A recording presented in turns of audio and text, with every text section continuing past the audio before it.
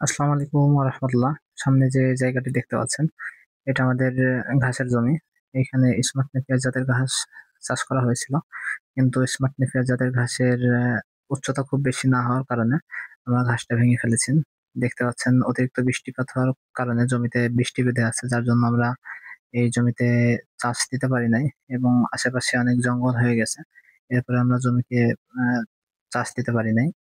এবং এখন যে জমিটি দেখতে পাচ্ছেন এটা ওর পাশে থাকা একটি জমি। এই জমিতে ঘাস কাটছি বেশ অনেকদিন থেকে, কিন্তু অতিবৃষ্টির কারণে ঘাসগুলা খুব বেশি বড় হয় নাই। প্রত্যেকটা ঘাস এখনো ছোট হয়ে আছে এবং এলোমেলো হয়ে গেছে বাতাসের কারণে। বৃষ্টি এবং বাতাস একসাথে আসার কারণে ঘাসগুলা এলোমেলো হয়ে গেছে। এই যে দেখতে পাচ্ছেন এই ঘাসগুলা অনেকদিন আগে কাটা হয়েছিল, কিন্তু তুলনামূলকভাবে খুব বেশি উঁচা হয় নাই বা বড় হয় নাই। এর প্রধান কারণ হচ্ছে অতিবৃষ্টি।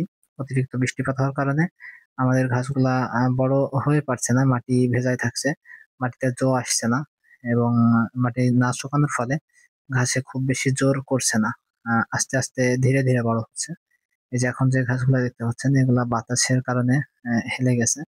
আমাদের সাথে থাকার জন্য ধন্যবাদ সবাইকে। আসসালামু আলাইকুম ওয়া রাহমাতুল্লাহ।